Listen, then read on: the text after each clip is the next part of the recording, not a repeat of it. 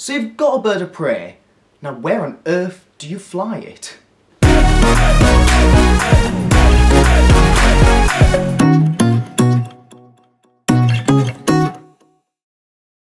In this video, we're going to be discussing land and flying permission because I feel like this is a really important thing that is really overlooked by many people getting into falconry or just bird of prey keeping.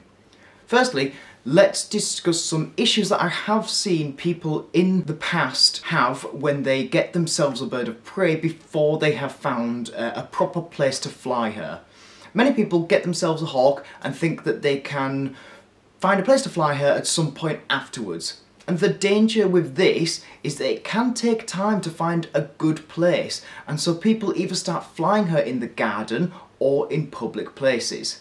The issue with flying her in the garden is that the hawk then begins to see the garden as a place that she can fly in. If this is where she is kept, flown and fed, she may then not understand when it's not time to be flying.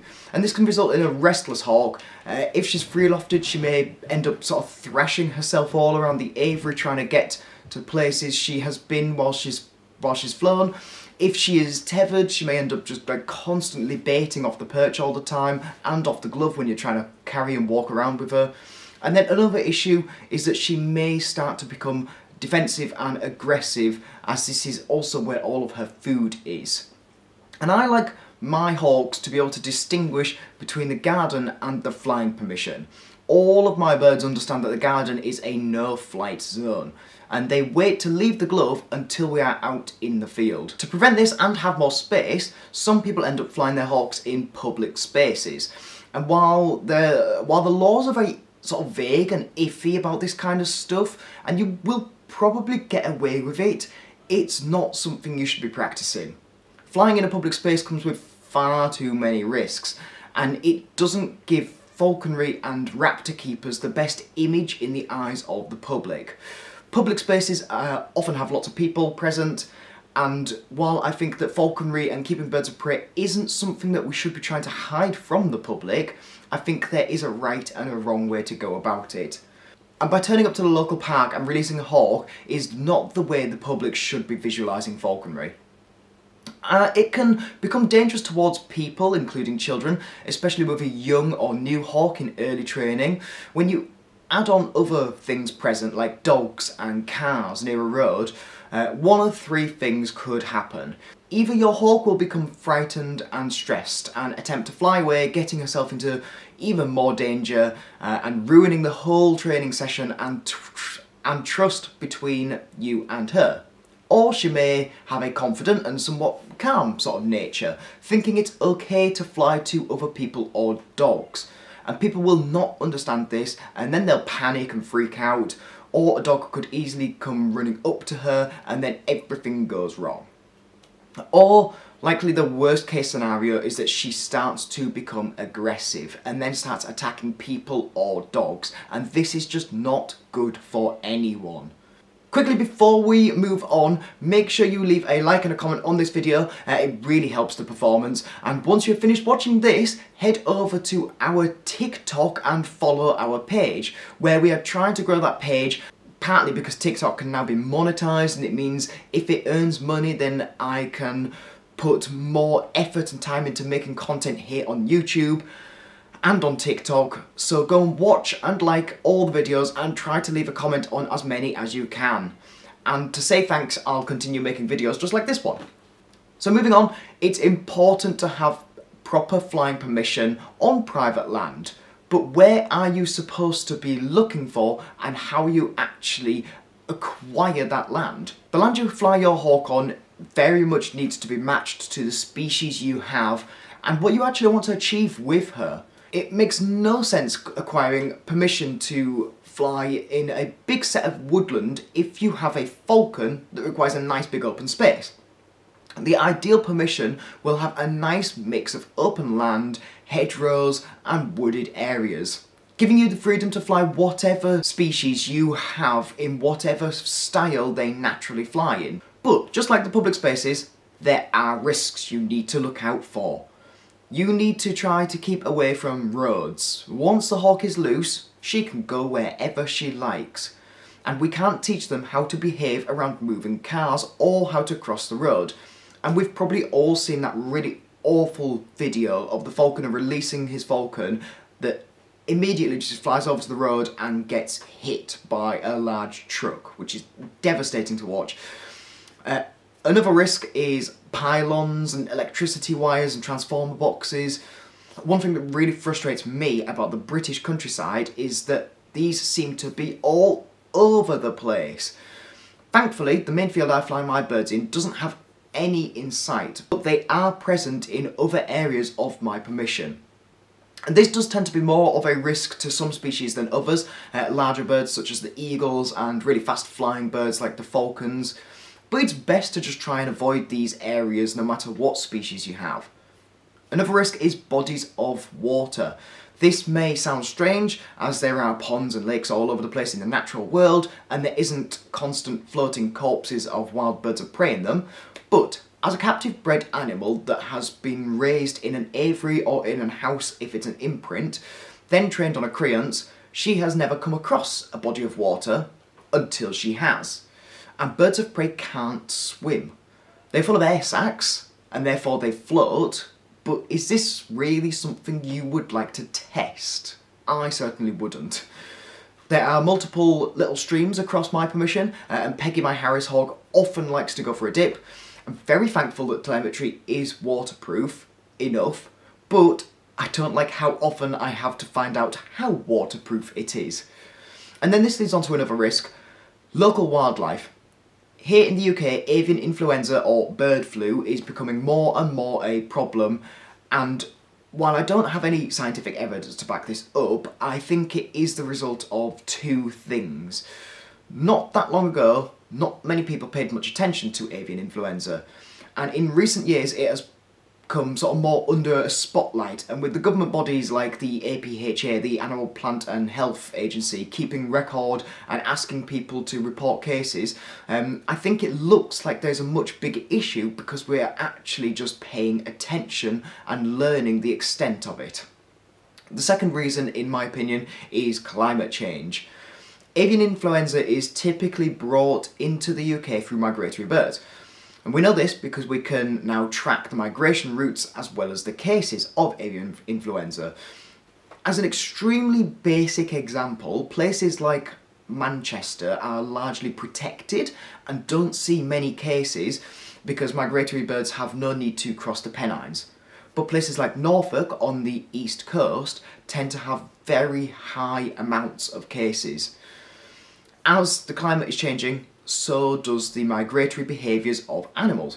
And many birds that would have passed straight over the UK are now stopping here in the UK for longer periods, infecting the completely unprotected British species that we have. The point of avian influenza follows the risk of ponds and lakes because the biggest carriers of the virus are waterfowl like ducks and geese.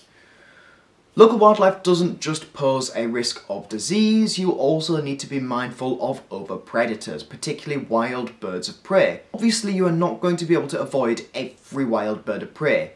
There will always be likely some kind of wild raptor near or on your permission.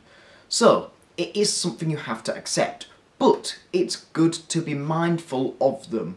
On my flying permission, I have seen Eurasian buzzards, barn owls, tawny owls, Eurasian kestrels, sparrowhawks, peregrine falcons, and more recently we've had a red kite move into the area. If I chose not to fly my birds every time I saw a wild raptor, I would never fly my birds.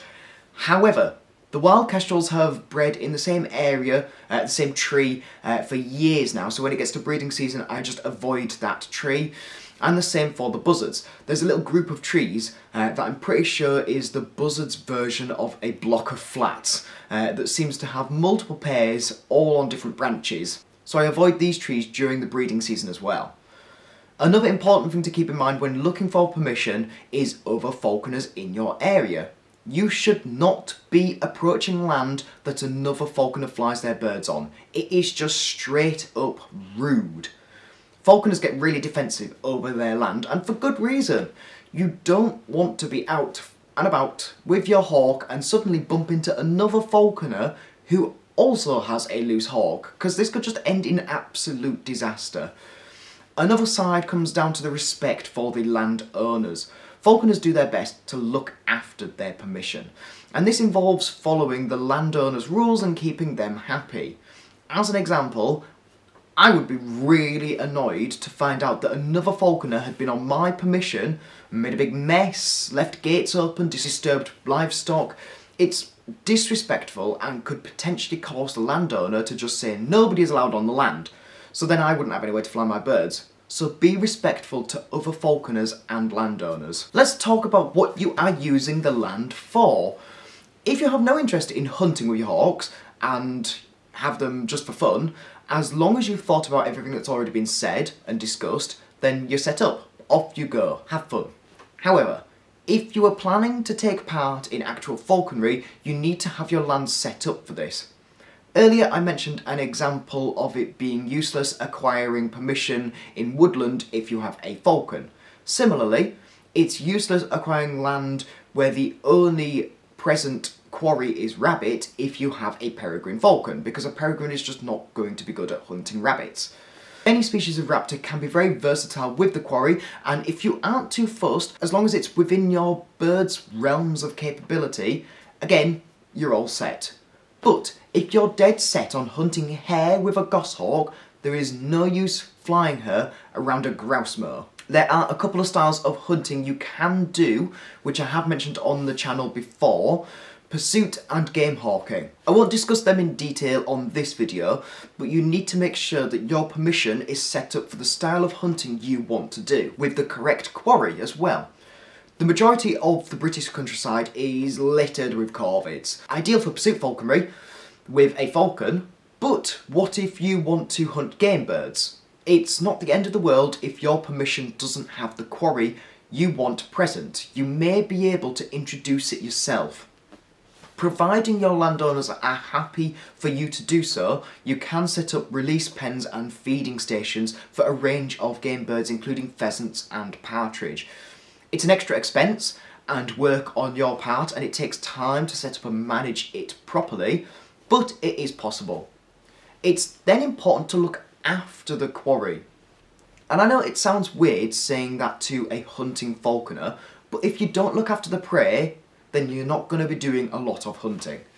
If you go out one season and just absolutely slaughter everything moving that you see, you might be all proud of yourself at the end of the season and go around boasting to everybody at your hawk's numbers, but you'll struggle the next year. You need to make sure that you are taking the appropriate number of quarry in order to keep your permission healthy year after year. So finally, the question I get asked often: how do you actually get permission? Honestly, I think people overcomplicate this in their heads. The most simple answer I can give you is you just have to ask. Now, there are a few places you can ask. If you were part of a local falconry club, ask around. Many of the falconers present will already know landowners, and they may be able to find you a spare piece of land, or even come to some kind of arrangement to share some permission. But that's not likely because falconers hate other falconers. Try joining local village or area Facebook groups and make a post explaining what you are looking for and seeing if anyone can help. Many people actually welcome falconers, as it's basically just free pest control. But failing all of that, there are two methods that I used to acquire permission on 5 different connecting farms all around my house. The first thing I did was literally walk right up to the farmhouse, knock on the door, introduce myself, explain what I wanted, and just ask politely. Very luckily for me, all the land connected to my house is owned by absolutely wonderful owners who are more than happy to help and accommodate me. But I have been to farms further out who have said no, so don't get disheartened if you keep hearing no. You just have to keep trying places. One thing you could try is to just open up Google Maps and put a pin in every farmhouse you can see in your area, and just spend a while just going around and asking all of them. So once I had done this to acquire 2 of the 5 farms I have permission on, I then asked the 2 landowners who owned the other surrounding farms, and all farmers tend to know other farmers in the area, so I then found out what their names are and what pub they drink in. I then acquired permission on 3 more farms by bumping into the farmers, buying them a drink, mentioning the farmers I already knew, and then asking them for permission. What I have found is that usually once one farmer gives you permission, if you quote that farmer to another, they are usually a lot more receptive. Once you have acquired the land, the first thing you need to do is study that land. Make sure you know where every gate, every stream, every pond, every set of woods, every barbed wire fence, they all are. Learn where everything is. Say your bird flies off one day, or makes a kill, and she's on another side of a line of thick, prickly brambles. If you know the land well enough, you will be able to just quickly get to her. If you don't, you may spend half an hour getting pricked and scratched to bits by a bush when you could have just walked around to the gate that you didn't even know was there. It's also important to know the permission boundaries, and the way I do this is to show the landowner a Google Maps satellite image of the area, ask them to zoom out until all of their land fits on the screen, and then take a screenshot. And then you go into the edit option and I ask them to draw a little line all around their land. Once you've spent enough time checking this and actually being on the land, it will just become known to you where you can and can't go. I also like to use this information to approach the bordering land. If they don't give you permission, I would still explain that once the bird is loose, she can go anywhere she wants. If something is to ever go wrong, you may appear on their land. I have found that most landowners are okay with this, but you need to judge their reaction. If they are absolutely set on you not being on their land, then it tells you to keep a wide berth of that border. If you have any more questions about land and flying permission, then make sure to leave it as a comment below. Make sure to head over to our TikTok and follow that page. It will really help us out and help us to grow and make more and better videos. And as always, thank you very much for watching.